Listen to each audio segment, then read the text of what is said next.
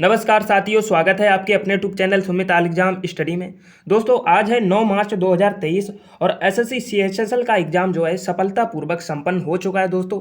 और सभी शिफ्टों के लगभग मुझे 80% मिल चुके हैं और ये प्रश्न स्टूडेंट के द्वारा दिए गए हैं जो एग्जाम देकर आ चुके हैं दोस्तों। तो चलिए स्टार्ट करते हैं अपने पहले क्वेश्चन से। और देखिए दोस्तों, फेक एनालाइज से बचिएगा क्योंकि फेक एनालाइज आपको सबसे पहले मिल जाती दोस्तों। ये वीडियो आपको अंत में बनाया जा रहा है क्योंकि हर क्वेश्चन को 2 से 3 बार सर्टिफाइड करना होता है, इसलिए समय अधिक लग जाता है दोस्तों।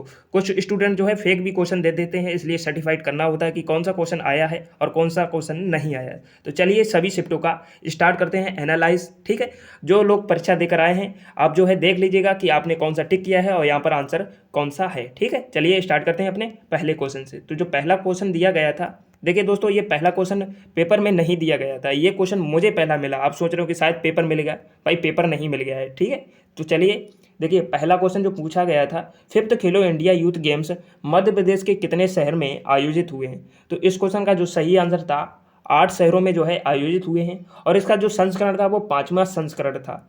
30 जनवरी से 11 फरवरी तक आयोजित हुआ था। जो भी अगली शिफ्टों में परीक्षा देने वाले हैं हो सकता है उनसे पूछ लिया जाए कि 5वां संस्करण कब आयोजित हुआ है। तो इसलिए जो है हर चीज़ को आप याद कर लीजिएगा, हर एक्स्ट्रा फैक्ट को ध्यान में रखिएगा। तो 30 जनवरी से 11 फरवरी तक आयोजित हुआ था। नेक्स्ट क्वेश्चन पूछा गया था कि कौन से राज्य के मुख्यमंत्री ने महिला फुटबॉल खेल के लिए कार्यक्रम शुरू किया है या पहल शुरू की है। ठीक है, याद रखिएगा। तो इस क्वेश्चन का जो आंसर था वो उड़ीसा राज्य था। ठीक है, और मुख्यमंत्री जो उड़ीसा राज्य के हैं वो नवीन पटनायक हैं। और जो खेल की थीम है यानी कि जो पहल इन्होंने योजना शुरू की है उसकी जो थीम है फुटबॉल फॉर ऑल। ठीक है, ये भी याद रखिएगा क्योंकि हो सकता है अगली शिफ्ट में यही पूछ लिया जाए। अब देखिए एक इंटरनेट पर, देखिए ये क्वेश्चन जो है इंटरनेट से जानकारी निकाली गई। तो इंटरनेट पर एक जानकारी ये भी निकल गई कि एक भाषण में इन्होंने कहा है नवीन पटनायक ने कि 2000 स्कूलों में जो है 43,000 फुटबॉल बांटे जाएंगे। ठीक है, ये भी एक्स्ट्रा फैक्ट आपको याद रखना है।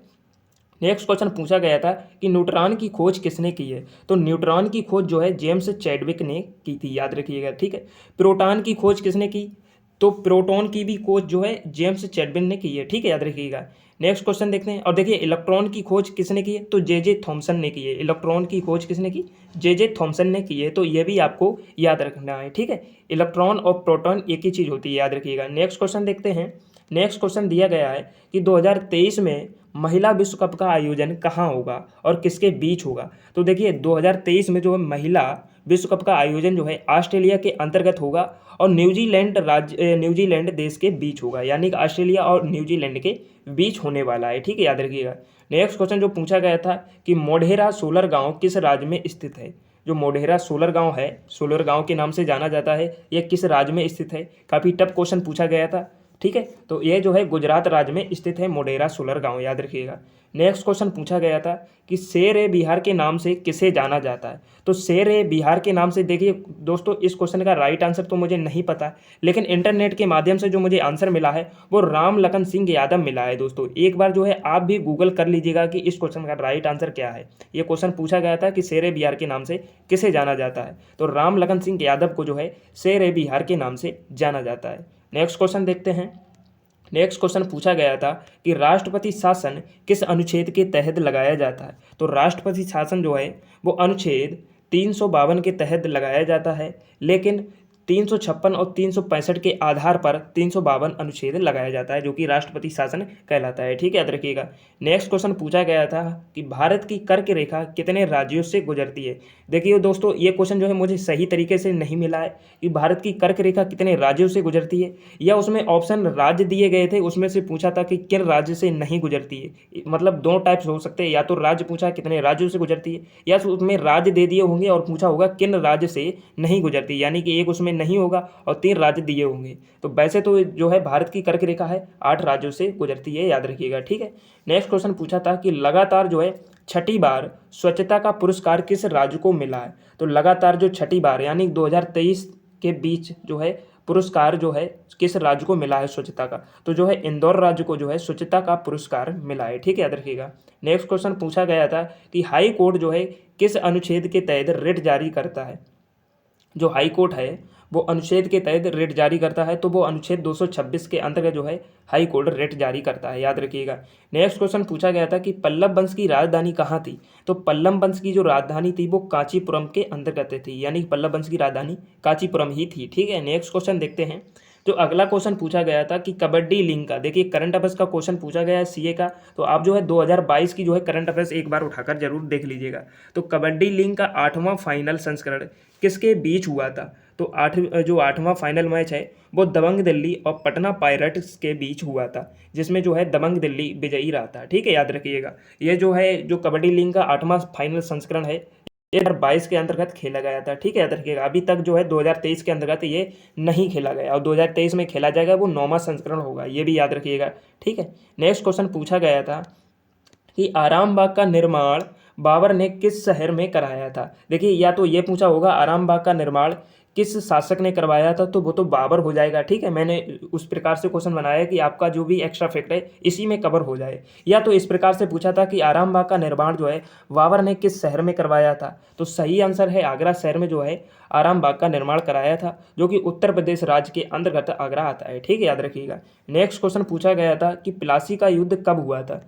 देखिए ये भी क्वेश्चन जो है दो टाइप से पूछा जा सकता है कि प्लासी का युद्ध कब हुआ था, तो प्लासी का युद्ध तो जो है 1857 ईस्वी में हुआ था। या तो इस प्रकार पूछ सकता है प्लासी के युद्ध का जो नेतृत्व अंग्रेजों की तरफ से किसने किया था, तो अंग्रेजों की तरफ से जो है रॉबर्ट क्लाइव ने जो है ये जो है नेतृत्व किया था, ठीक है। और ये बंगाल का प्रथम जो है गवर्नर जनरल था, ठीक है, ये भी याद रखिएगा। रॉबर्ट क्लाइव ने जो है अंग्रेजों की तरफ से युद्ध का नेतृत्व किया था। तो दो टाइप से क्वेश्चन पूछ सकता है, क्योंकि अलग अलग देखिए दोस्तों स्टूडेंट देते हैं अपना रिव्यू, तो वो अलग अलग प्रकार से प्रश्न लिखकर भेजते हैं, तो कंफ्यूज हो जाते हैं कि किस प्रकार से प्रश्न पूछा गया होगा। तो इसलिए जो है आपको दोनों टाइप से मैं बता देता हूँ कि इस प्रकार से या तो इस प्रकार से पूछा जा सकता है।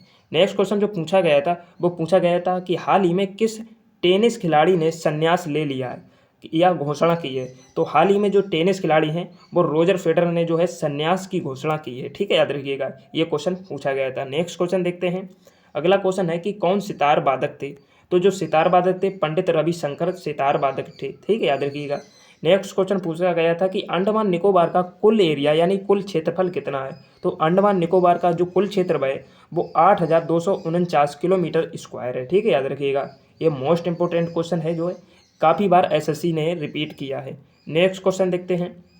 अगला क्वेश्चन पूछा गया था कि संघ सूची में कौन सा विषय शामिल है, तो संघ सूची में देखिए कौन सा विषय शामिल है, ये तो बहुत काफ़ी बड़ा क्वेश्चन हो गया, लेकिन देखिए संघ सूची में जो है 100 विषय शामिल है, ठीक है, याद रखिएगा। राज्य सूची में जो है 9 विषय शामिल है, ये भी याद आप रखिएगा, क्योंकि अगली शिफ्ट में हो सकता है राज्य सूची पूछ लिया जाए। देखिए संघ सूची में जो शामिल हैं, देखिए बीमा भी शामिल है, सुरक्षा भी शामिल है, रेलवे भी है, बैंकिंग भी है, डाकघर है, बचत है, बैंक है, शेयर बाजार है, जनगणना है, निगम कर है, काफ़ी और कुछ भी है, यानी कि 100 विषय शामिल हैं, जिसमें से आपको मैंने मैन जो है विषय बता दिए। अब इसमें जो है 4 ऑप्शन दे दिए गए होंगे, जिसमें से एक नहीं होगा। पूछा गया था कौन सा विषय शामिल है, तो उसमें 3 शामिल होंगे, एक शामिल नहीं होगा। या तो ऐसा होगा जिसमें जो है 3 क्वेश्चन ऐसे दिए गए होंगे जो शामिल नहीं होंगे, एक शामिल होगा, तो वही आपको टिक करना था, ठीक है दोस्तों। तो कैसा क्वेश्चन आया था मुझे कमेंट बॉक्स में एक बार जरूर बताइएगा। नेक्स्ट क्वेश्चन पूछा गया था कि चालुक्य वंश की राजधानी कहाँ थी। ये सेकंड वाली शिफ्ट में पूछा गया था कि चालुक्य वंश की राजधानी कहाँ थी, तो चालुक्य वंश की राजधानी या तो बताबी थी या बादामी थी, दोनों देखिए या तो या करके लिखा हुआ होगा उसमें, या तो उसमें ऑप्शन में बताबी या बादामी एक ऑप्शन वहाँ पर दिया गया था। अगर दोनों ऑप्शन दिए गए होंगे तो आपको जो है दोनों ए और बी करके टिक करना होगा, ठीक है दोस्तों। तो इस क्वेश्चन का बताबी या बादामी आंसर हो जाएगा। नेक्स्ट क्वेश्चन पूछा था कि कौन सी नदी बंगाल की खाड़ी में गिरती है, तो बंगाल की खाड़ी में जो नदी गिरती है वो गोदावरी नदी गिरती है दोस्तों। मैंने आपको कम समय में जो है सभी शिफ्टों का जो है एनालाइज करवा दिया, जितने क्वेश्चन मुझे मिले थे रियल क्वेश्चन उन सभी शिफ्टों का एनालाइज करवा दिया दोस्तों। इसमें एक भी क्वेश्चन जो है मेरे द्वारा नहीं लिया गया, क्योंकि मैं आपको फेक एनालाइज नहीं करवाता हूं। और देखिए दोस्तों, अगर आप इसकी पीडीएफ भी चाहते हो तो टेलीग्राम चैनल पर आप जाइए, टेलीग्राम ग्रुप पर जाइए, आप वहां पर जो है फ्री पीडीएफ डाउनलोड कर सकते हो, और डिस्क्रिप्शन बॉक्स में उसका लिंक भी दिया गया है। दोस्तों अभी तक आपने इस चैनल को सब्सक्राइब नहीं किया है तो एसएससी सीएचएसएल एग्जाम की रिव्यू एंड जो है एनालाइज पाने के लिए चैनल को सब्सक्राइब कर लीजिएगा, और अपने दोस्तों के साथ इस वीडियो को शेयर नहीं किया है तो शेयर भी कर दीजिएगा। धन्यवाद, मिलते हैं किसी नेक्स्ट वीडियो में, तब तक के लिए टाटा बाय बाय।